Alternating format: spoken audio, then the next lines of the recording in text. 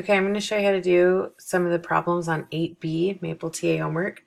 So for number 1, we're going to use the formula that's on page 482, dealing with the doubling time. So if you look at that formula, it says it increases in size by a factor of 2 to the t, little t, which is how many times you're dealing with, and then the time that it takes to double. So in this case, the doubling time is 25, so this would be the big T.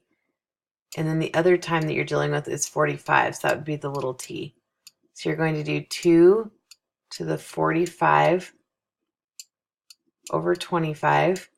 And if you're putting this in your calculator, do 2 and then raise to the, looks like this. Or you might have a button that's x to the y or y to the x, same thing. And then make sure you put the next part in parentheses. And then do 45, then hit the divide sign, and then 25 and close your parentheses. If you don't have the parentheses there, it'll take 2 raised to the 45th, and then it will divide that answer by 25. So make sure you have this part in parentheses. And then rounding to the nearest tenth, you'd get 3.5 for your answer. Okay, for number 2, we're also going to be using the same formula. It's on the page of 482. So in the last one, we just dealt with the 2 raised to the t over t because it was just asking for what factor it was increased by. But on this one, we're dealing with actual values, so we're going to be using the whole formula. So we know that our initial value is 100, and the doubling time is 7 days. So how many mosquitoes will there be after 10 days?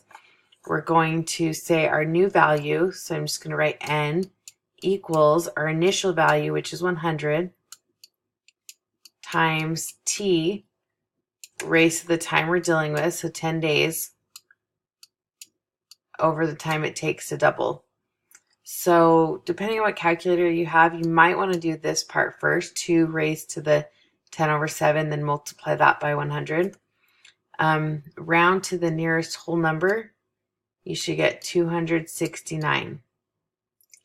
The next part is the same type of problem, except instead of the 10, you're going to replace that by 15.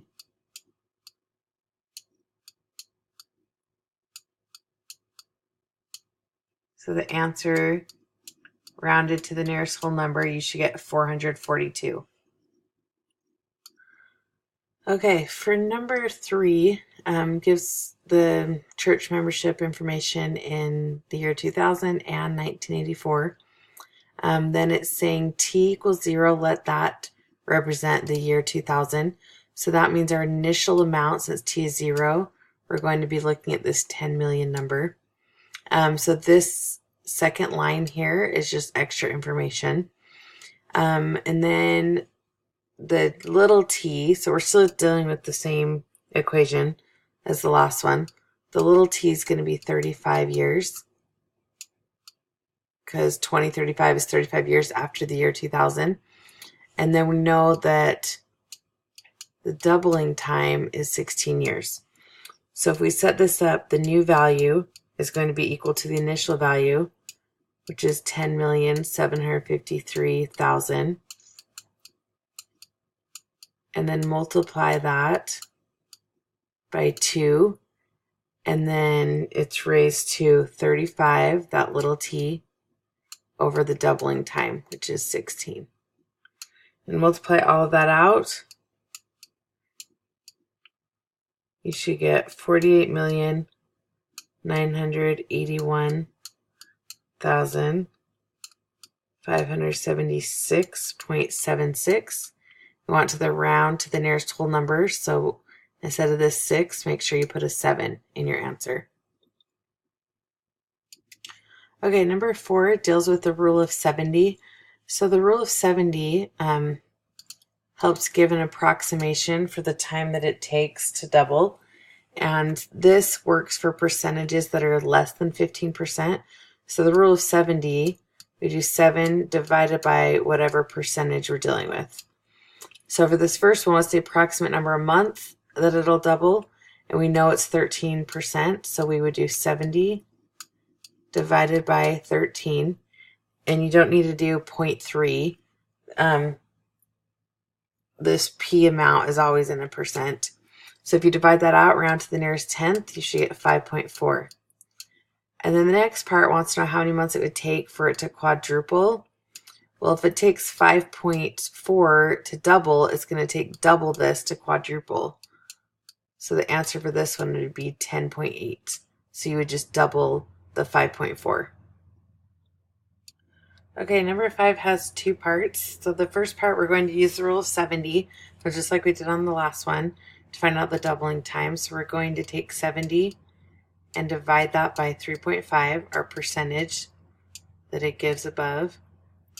And then we'll get 20. So 20 is going to be our double time. So we're going to use this to do what we did in the first 3 questions. So the next one, we know our initial value is 160. So n represents our new value.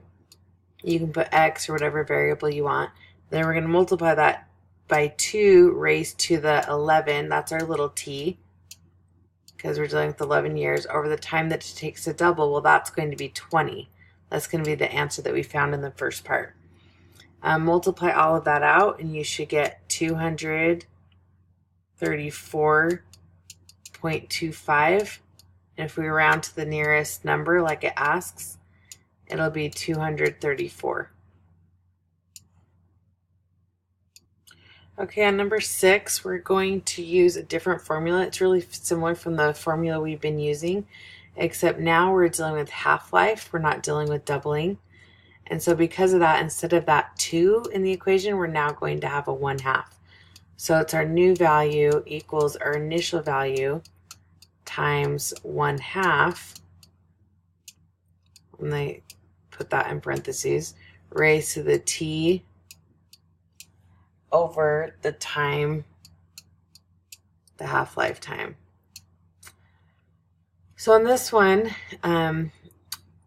we need to find what fraction of the initial amount would still be remaining after 60 years. So if you look at the hint here, we can leave the initial as 100% or 1. If you do 100%, that's fine, but you need to make sure to convert your answer back into a decimal or a fraction. You can't leave it as a percent. So either way, we'll go ahead and use the 100 for the initial value. And we're going to multiply that by the 1/2. And then the little t would be 60.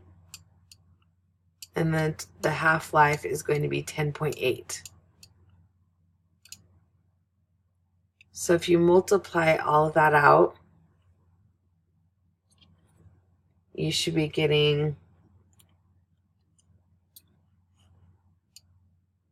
2.126. Remember, this is a percent. So we need to change this to a fraction or just a decimal.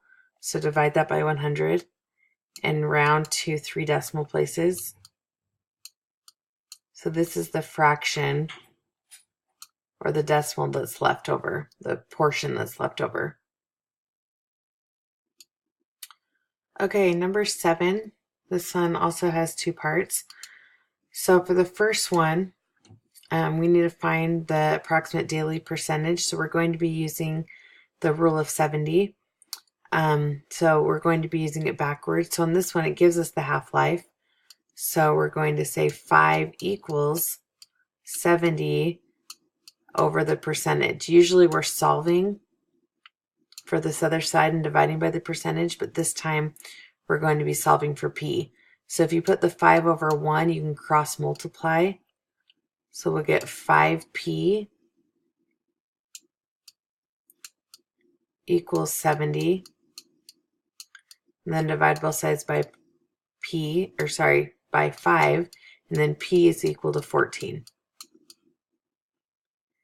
The next one wants to know what percentage of the original bee colony, so similar to what we did before, but before it wanted to know what fraction. So this one wants the answer in a percentage. So let's say the new value equals 100%. So we're starting with 100 because that's the original bee colony. So we'd have 100% to start out. Then we're going to multiply that by the 1/2. And we're doing the 1/2 because we're dealing with decay and half-life. Remember, the first part of this, we were dealing with doubling time, so we used a 2 instead of 1/2. And then we're going to do 20, because we're dealing with 20 days, divided by the half-life, which in the first part of the problem said it was 5. So go through all of that, and you should get 6.25, and it wants it as a percent, so you can just enter it as 6.25. So if it wants it as a fraction, you've got to do a fraction or decimal. But this percent, we can leave it like that. Okay, number 8 deals with the half-life formula again. So for the first part, we have our initial value, which is 17,000. And then we're going to multiply that by the 1/2 raised to the time, which is 25, over the half-life, which is 14. So if you multiply all of that out, it's 4,930.5. Then we want to round to the nearest whole number. So your answer is going to be 4,931. So make sure you do not put commas ever in Maple TA. For some reason, it doesn't recognize them, and it marks it as wrong. So make sure you don't put a comma in between the 4 and the 9. And then after 60 days, the same problem, except instead of 25, you're going to put 60. So you have 17,000. Then you're going to multiply that by 1/2. And then raise to the 60 over 14. So you'll get 871.6. And then rounding that to the closest whole number, you get 872. Okay, so hopefully that helped you with section 8B. If you have any additional questions, let me know by posting them on the main discussion board so everybody can see.